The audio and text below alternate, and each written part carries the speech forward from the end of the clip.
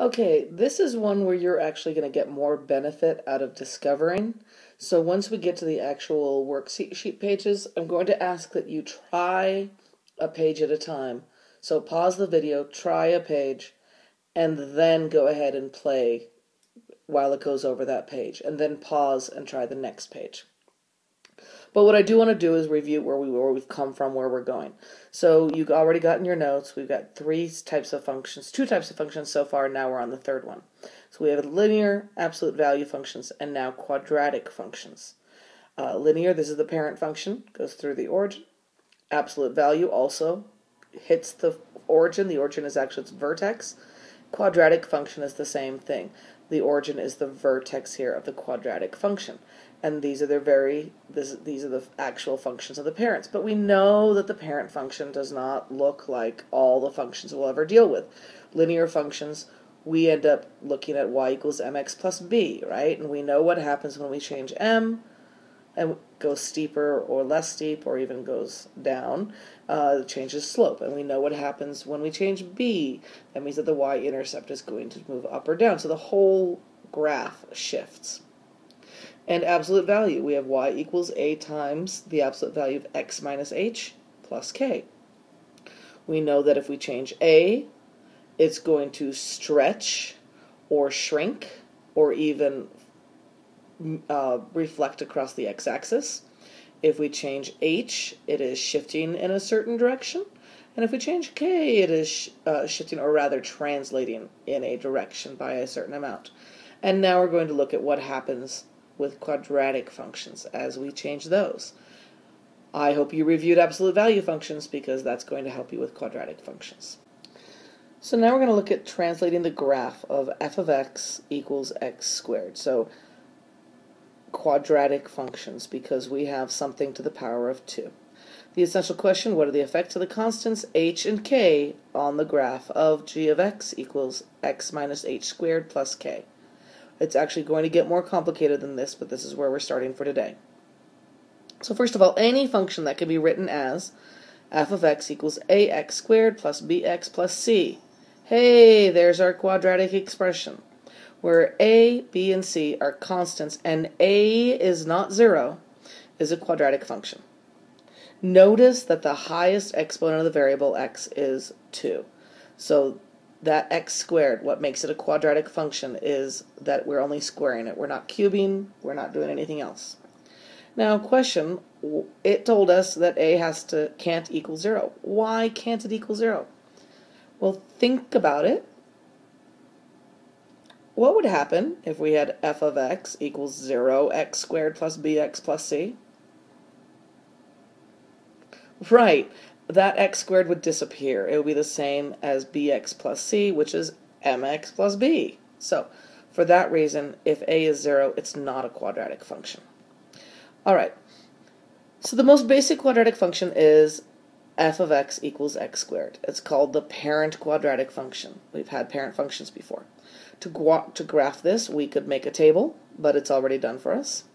And then we would plot the ordered pairs, and then we would find out we're no longer getting lines. We're not even getting a V, we are getting a parabola. This is a U-shaped curve that we get called a parabola. The turning point on the parabola, that little point right there, is called its vertex. Okay, so this whole shape is the parabola. That little point right there is the vertex. Vocabulary you need to know. All right, so what is the domain? And so this is where you would pause and go ahead and work through these questions. So what's the domain of f of x equals x squared, and what is the range? Well, the domain, if we look at this, is, well, we could plug in anything because this parabola is going to keep going. It looks like it's going to become vertical, but it never actually becomes vertical. So our domain is actually all real numbers. And what's the range? Well, of this function right here, the parent function, the range is not all positive numbers. Remember our absolute value. It's all numbers greater than or equal to 0. And we could say that as the range is y, such that y is greater than or equal to 0. Or you could just say all real numbers greater than or equal to 0. Either way works. Question B. What symmetry does this have? And why does it have this symmetry? Well, if we look at it, it looks pretty, it's not symmetrical across the x-axis, but it's symmetrical across y. In the parent function, it's symmetrical across the y-axis even. And then we could say that, well, why? We think about, if we look at the table, if we're plugging in -3, we're getting 9, and if we plug in 3, we get 9. If we plug in -2, we get 4, and if we plug in 2, we get 4. So the square of any number and the square of its opposite gives us the same result. And that causes the symmetry across the y-axis. So we could say the points fx, comma, f of x, right? That's our input and our output. X, comma, f of x, and -x, comma, f of -x reflect across the y-axis.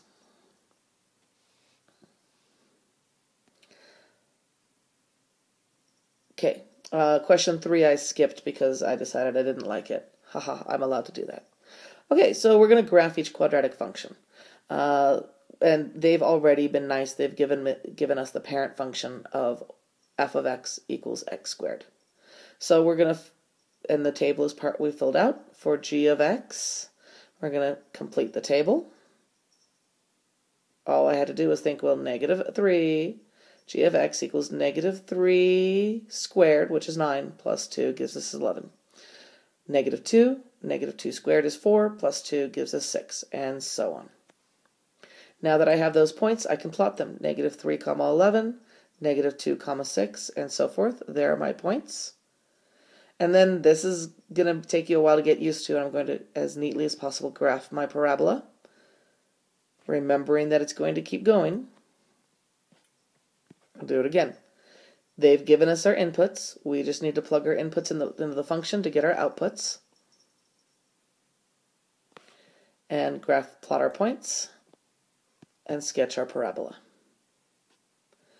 Okay, so now what it's asking is, how does the graph of g of x equals x squared plus 2, that 2 is our k, how does that relate to our parent function? Well, it shifts up 2, doesn't it?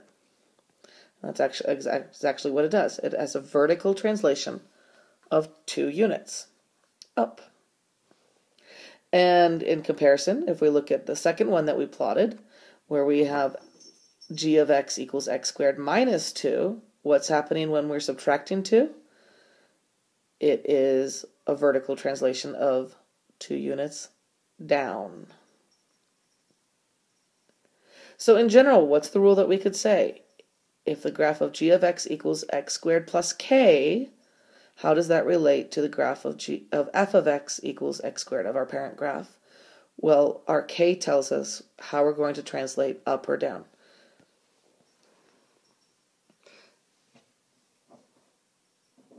Gives us a vertical translation of k units.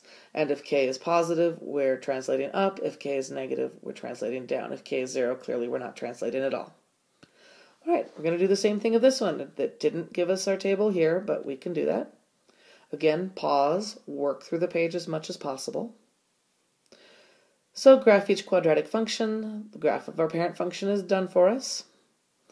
Now, because I know where we're going, I'm going to pick not the same numbers I did last time. I'm actually going to pick -2, -1, 0, 1, 2, 3, and 4. So you might need to adjust your table a little bit.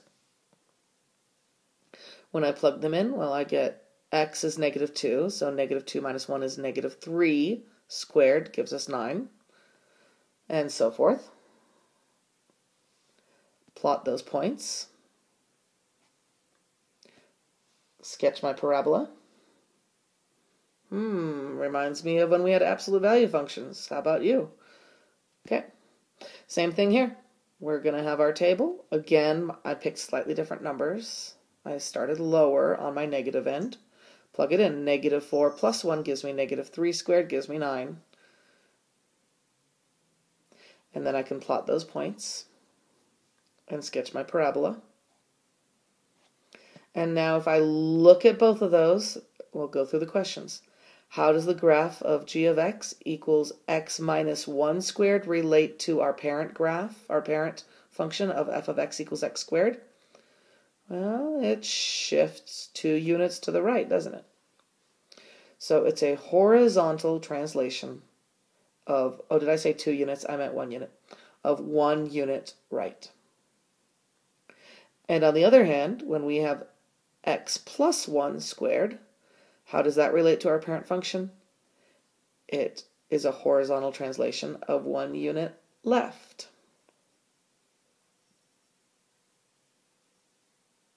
So in general, how does the graph of g of x equals x minus h?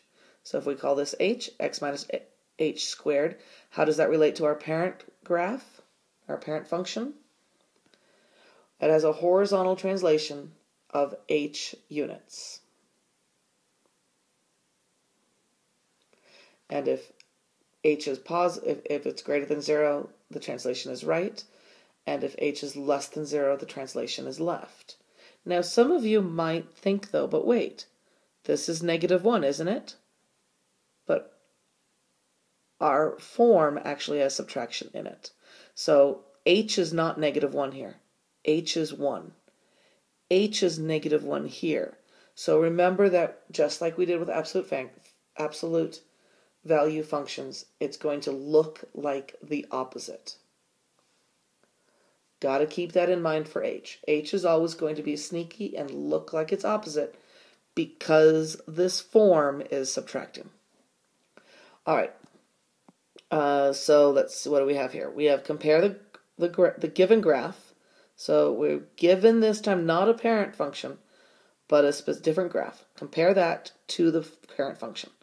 And then complete the table below to describe how it must be translated to get the graph shown here. So what we're doing is we're writing the equation. Well, what have we done? Well, we've shifted right, and we've translated right. Ms. Decker, use your proper words. We've translated right, and we've translated up. So we have a horizontal translation of 3 units to the right, and a vertical translation of 2 units up. Now we're going to figure out our values of h and k for the function g of x equals x minus h squared plus k. H is the number of units of the parent function translated horizontally. For translation to the right, h is positive. If it goes to the left, h is negative. And k is the number of units that the parent function is translated vertically. For a translation up, k is positive. For a translation down, k is negative. So h, we've translated to the right. That means h is 3 and k is 2. And we could have actually done this a little simpler simply by looking at our vertex. Our vertex is 3, 2. And we could see our h, k right there, compared to our parent function, which has a vertex of 0, 0. That's why h and k are not part of the parent function. Okay, so if we write the equation, though, the equation is what? Well, let's remind ourselves what the form is. G of x equals x minus h squared plus k. That minus becomes important, okay? So our form is g of x equals x minus 3 squared plus 2. See how that looks like a -3, but we know that h is 3, but it looks like a -3. This is the stuff that messes you guys up all the time. Messes me up most of the time. Okay. All right, let's reflect. So what can you do to check that your equation is correct? How can you check your work? Graph it. Easy enough. Graph it to make sure that it looks like what the function that you were given, or the graph that you were given. Okay, if the graph of a quadratic function is a translation of the graph of the parent function, explain how you can use the vertex of the translated graph to help you determine the equation for the function. I actually kind of gave that one away already.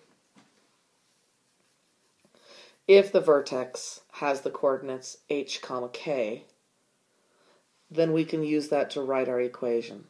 The equation then is going to be g of x equals x minus h squared plus k. Looks a lot like an absolute value function, doesn't it?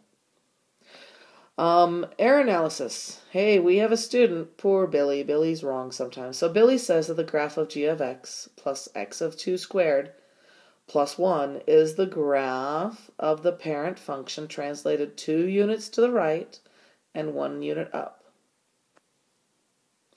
Explain what is incorrect about this statement. Billy went wrong. Where's Billy going wrong? Well, let's think about this. It's x minus h. So h isn't actually going to be 2, is it? It's x minus negative 2. H is going to be negative 2. K is pretty straightforward. So if h is negative 2, it means we're actually translating to the left. So because the form has subtraction in it, we would actually see the function being written as g of x equals x minus negative 2 squared plus 1. So in that case, it is actually, the graph is translated 2 units left and 1 unit up. And if you don't understand what I mean by that, you could graph it and see what would happen. Make yourself a table and graph that. And just remember that h is always going to be sneaky and look like its opposite. We are asked to graph this function. We have f of x equals x squared plus 4, and right now everything we are given is in vertex form. So what we have is we can rewrite this as f of x is equal to x plus 0 squared plus 4. Now why did I do that? So that I can easily recognize my h and my k. So if my h is 0 and my k is 4, then I have a vertex, don't I? I have 0, 4. So now notice that my graph is blank. It's doing that because the origin might need to be shifted around depending on where I want to draw my graph, where my vertex is, really. Where my vertex is and where the rest of my graph is. So I'm actually knowing that my vertex is 0. That means that my x is nice and centered. So I can draw my x-axis nice in the center. But my y for my vertex is 4. That means it's going to be kind of up. So I'm going to draw my origin down near the bottom. So that gives me lots of room. I'm going to label my x and y axes, and I'm going to also make sure that I give my scale. And I can go ahead and plot my vertex if I want, 0, 4. But let's go ahead and make a table because I'm not quite sure where everything else is going to be. So when I make my table, x and f of x or y, I'm actually going to put my vertex in the middle here because that gives me room to go. I already know from my vertex that if x is 0, f of x is 4. Look at that. And now I'm going to go negatives and positives from 0. And later on, I won't even need to do that, and I think that you're going to know why soon enough. But let's go ahead. And if x is negative 1, and I plug negative 1 in, I get a y of 5. If x is 1, and I plug 1 in, I also get 5. If x is negative 2, I plug that in, f of x is 8. If x is 2, f of x is also 8. If x is negative 3, f of x is 13. And if x is 3, f of x is 13. Look at that. I get the exact same output, remember, because I'm squaring stuff. And when I'm working with even exponents squaring, then my output is going to be the same. So now I have a vertex, and I have other points that I can plot. So I'm going to plot those points, and I'm going to sketch my parabola. Yay, done with that one. The rest on the page is like that. All right, now this time I'm being asked to look at the graph and write the equation for it. So the first thing I want to do is figure out where my vertex is. My vertex is 2, negative 3. And also think about if I'm going for my parent function, how are h and k being altered? Whichever system works for you. Me, I like to look at the vertex and work off of there. I'm writing down the vertex form for what we know so far, vertex form for a quadratic function. f of x is equal to x minus h squared plus k. So all I have to do is plug in h and k. F of x is equal to x minus 2 squared minus 3. Remember, I'm subtracting in my vertex form. Last one is asking me to just look at the equation and tell the domain and the range. Or look at the function and tell the domain and the range. Well, the domain's really easy. It's going to be all real numbers for this. So it's the set that contains all real numbers. The range is slightly trickier. So the range is equal to the set that contains y such that, and in this case, I know that so far all the parabolas we've had have been opening upwards. So y is going to be greater than or equal to. Now the question is what? So now I'm going to look up here and I'm going to look and I'm going to figure out what my vertex is. My vertex is going to be 3, 0. So my k is still 0. So y is greater than or equal to 0. So my range is y such that y is greater than or equal to 0. And if I thought about how I would graph that, if I imagine that in my head, I would have a parabola opening up, and that vertex would be right along the x-axis. And you could draw that if you don't trust me. Okay, now I will see you later in class.